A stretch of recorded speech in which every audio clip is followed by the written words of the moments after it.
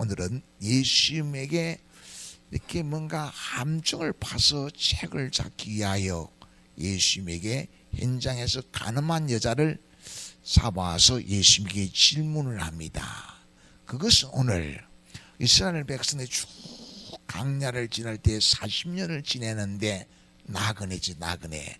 가나안 땅을 향하여 가는 나그네. 그 나그네 길에 광야를 40년을 지날 때 텐트, 임시 건물, 장막을 치고 거기에 거해요. 가는 데마다 장막을 칩니다. 다시 옮깁니다. 또 장막을 걷어서 장막을 다시 옮겨간 그곳에 가서 장막을 칩니다. 그 일은 하나님이 이끌어 가는데 그게 핵심적인 것이 구름기둥, 불기둥이 나타나서 인도를 쭉 하지요. 그 광야 40년 동안 하나님이 구름기둥, 불기둥으로 인도하시고 보호하시고 믿음으로 가나안 땅 약속된 복에 들어가게 하신 것을 기억하면서 진실이 깨어서 하나님 믿는 믿음으로 살자 하고 지키는 절기가 초막절인데, 초막절. 오늘 이제 초막절이 되어서 예수님은 성전에서 많은 사람들을 가르치고 해요. 그런데 밤에는 감람산에 기도하러 가셨다가 이제 날이 새서 아침이 되니까 아침에 성전으로 다시 들어왔어요. 그러니까 많은 사람들이 예수님의 가르침을 받기 위하여 예수님께 나온 거예요. 그래서 예수님이 가르치기 시작하지요. 그때에 예수님의 그 가르침 속에서 뭔가 문제를 찾을 수 없으니까 예수님이 그 가르치는 걸 가지고 체포하거나 잡을 수가 없단 말이에요. 고발할 수가 없어요. 그래서 현장에서 가늠한 여인을 데리고 왔어요. 그것은 현행범이기 때문에 성경에 그런 일은 돌로 치라고 되어 있는데 돌로 칠까요? 만약에 예수님이 돌로 치지 마라 하면 돌로 치라고 되어 있는 그 율법을 어기는 것이 되어지지요. 그래서 예수님을 잡을 수가 있는 게 체포할 수가. 그런데 돌로 치지 마라 하면 돌로 치라고 한 그 율법을 어기는 것이기 때문에 예수님을 체포할 수 있는데, 만약에 율법대로 돌로 치라 하면은 돌로 치면 맞아서 돌에 맞아 죽겠지요. 그 당시 사람을 죽이고 살리는 문제, 사형에 대한 것은 로마 황제의 그날이에요. 황제의 재판으로, 황제의 허락 없이는 사람을 죽일 수가 없어요. 그런데 황제의 허락도 없이, 총독의 허락도 없이 사람을 죽이라 했으면은 로마법을 어긴 것이기 때문에 로마법에 고소할 수 있는 거예요. 그래서 고발하기 위해서 이 문제를 가지고 예수님을 함정에 빠뜨리는 질문을 하는 거예요. 6절이 그래요. 그들이 이렇게 말하면 고발할 조건을 얻고자 하여 예수를 시험함이라. 예수께서 몸을 굽히사 손가락으로 땅에 대시니, 예수님이 그 질문하는 의도가 뭔지 단번에 알아차리는 것이요. 전지전능하신 하나님이신 예수님이니까. 그러니까 그들에게, 질문하는 그들에게 뭔가 생각하도록, 그들이 자기들을 돌아볼 수 있도록 시간을 좀 끌어요. 땅바닥에 글을 써요. 어떻게 말하겠나이까? 빨리 말하는 건데 땅에 글을 쓰는 거예요. 그러니까 그걸 보고 있는 서기관과 바리새인들은 글을 다 쓸 때까지 기다리지 못하고 재촉을 해요. 빨리 말을 하라고, 빨리 말을 하고. 그러니까 예수님은 쓰다가 다 쓰지 않고 허를 들어서 말을 하기를, 너희 중에 그러면 죄 없는 자가 먼저 돌로 치라 한 거예요.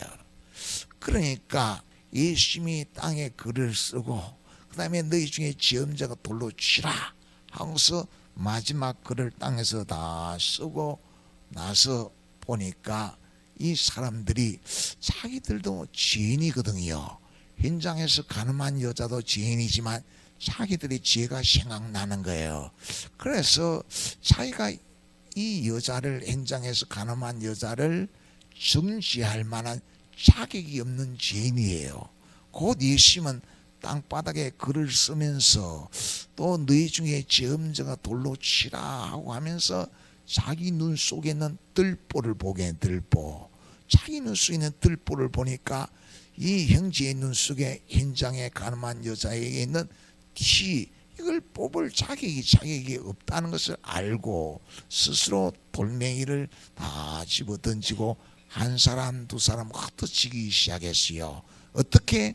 자기 눈에 들보가 있고 남의 눈에 티를 뺄 자격이 없다는 것을 어떻게? 예수님이 양심의 가책을 느끼게 해가지고 자기가 자기를 돌아보게 해가지고 나는 남을 비판하고 나는 남을 정죄할 자격이 없다는 것을 깨닫고 한 사람 두 사람 흩어졌어요. 그리고 딱 간 거예요. 로마서 3장 10절에서 말하는 것처럼 의인은 없나니 한 사람도 없는 거지요. 우리도 똑같은 거지요. 그때 예수님 말해요. 여인에게 사람들이 있느냐 이렇게 딱 가고 예수님하고 나만 남았습니다 라고 대답을 하지요. 그러니까 예수님이 그래요. 나도 너를 정죄하지 않으니까 다시는 죄를 지지 마라 라고 말하면서 나는 세상의 빛이니 나를 따르는 자는 어둠에 다니지 아니하고 생명의 빛을 얻으리라 그렇게 말해요. 그러니까 이 여인이 예수님이 지금 다 그 바리새인과 서기관들의 질문을 받고 하는 그 현장에서 사람들이 다 돌을 들고 있잖아요. 그러니 여인이 얼마나 두려웠겠어요. 간음죄를 지었으면 남자도 있을 것인데 사람들은 힘없는 여자만 딱 잡아와가지고 돌멩이를 들고 여차하면 돌멩이를 칠 판이에요.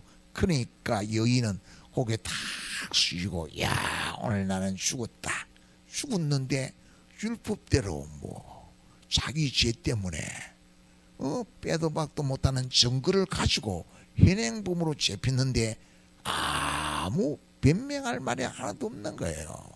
그런데 예수님은 예수님이 하는 걸 보니까 자기들을 향하여 돌멩이를 들고 있는 사람들이 손에서 돌멩이를 버리게 해요. 자기를 정죄하지 못하도록 자기를 보호해줘요. 그리고 다 흩어지는 거예요. 그러고서 예수님이 하는 말씀이 나도 너를 정죄치 아니하노니 다시는 죄를 지지 말자. 이제 빛 가운데 행하며 새롭게 살아라. 영생을 누리며 살아야지 라고 말씀한단 말이에요. 그러니까 이 여인이 볼 때 예수님의 마음에는 사랑이 있어요. 예수님의 마음에는 긍휼이 있어요. 죄인을 시리 같은 죄인과 시리들을 그냥 정죄하고 비판하고 하는 것이 아니라 긍휼히 여기면서 구원의 길로 인도해요. 회개하고 예수 믿고 천국을 누리게 하는 거예요. 그러니까 이 여인이 딱 느끼기에 예수님은 영혼의 목자다는 거예요. 나를 위해서 변호하고 나를 위해서 대신 죄의 형벌을 다 담당하시고 예수님이 내 편이 되어주는 거예요. 나를 위하는 거예요. 이 세상에 오셔서 쓰리고 아픈 십자가 지시면서 목숨을 다 나를 위해서 버리면서 그 예수님이 내 편이 되어주는 내 편이 나를 심판하지 못하도록 나를 정죄하지 못하도록 나를 향하여 돌을 들어 치지 못하도록 다 해준단 말이에요. 예수님을 통하여 구원받는 은혜. 그냥 예수님 때문에 마음에 절망이었는데 어둠이었는데 이제 오늘 죽었다 생각했는데 빛이 들어와요. 사랑을 깨닫고 소망을 품게 돼요. 이 예수님 믿고 다른 삶을 살아야겠다 라고 딱 결단을 하지요. 그런 은혜를 지금 예수님 이 현장에 가늠한 여자에게 은총을 베풀고 있어요. 고린도후서 3장 3절을 가면 고린도 교인들을 향하여 바울의 편지를 쓰면서 너희는 그리스도의 편지라고 그리스도의 편지 예수님이 다 마음을 담아가지고 예수님을 증거하는, 그러면 이 여인에게 뭐가 담겼어요? 빛이 담겼는 거예요. 절망이었는데, 죽음이었는데 예수님의 사랑이 담겨고 긍휼하심이 담겨서 새롭게 살 수 있는 은혜를 입었어요. 소망을 누리면서 나 같은 죄인을 참 사랑으로 싸매시고 고치시고 새롭게 살게 하는 예수님을 딱 만나게 되므로 이 속에 예수님은 빛이다, 예수님은 사랑이다, 예수님은 생명이다 라고 딱 기록하는데, 육으로 쓴 것이 아니고 먹으로 쓴 것이 아니고 영으로 우리 마음판에 딱 새겼다는 거예요. 이 현장에 가늠한 여인이 성령의 역사심으로 통하여 예수님을 크게 만나서 예수님의 편지가 되는 은총의 삶을 이루게 되는 것이요. 자, 고린도후서 3장 16절 17절 읽어보겠습니다. 시작. 그러나 언제든지 죽기로 돌아가면 그 수건이 벗겨지리라. 주는 여기시니 주의 영이 계신 곳에는 자유가 있느니라. 모세가 있죠. 시내산에서 율법을 받아올 때 하나님 다 만나고 내려오는데 그 얼굴이 얼마나 빛이 나는지 있죠. 너무나 그 빛이 찬란하고 밝아서 볼 수가 없어요. 그래서 수건으로 가렸다는 거예요. 그처럼 모세의 글 율법을 읽으면 이게 하나님의 뜻을 알겠어요.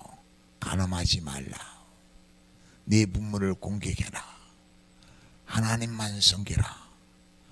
그래요. 그 율법을 읽으면 뭡니까? 죄가 뭔지 알겠어요. 우상 숭배하는 것은 하나님의 뜻이 아닌 줄 알겠어요. 깨닫겠어요. 그런데 자기가 율법을 읽으면 읽을수록 죄인이 죄인이면 깨닫겠는데 죄에서 어떻게 구원을 얻겠는가 하는 것은 율법을 읽어도 모르겠어요. 그게 수군이 딱 가려지는 거예요.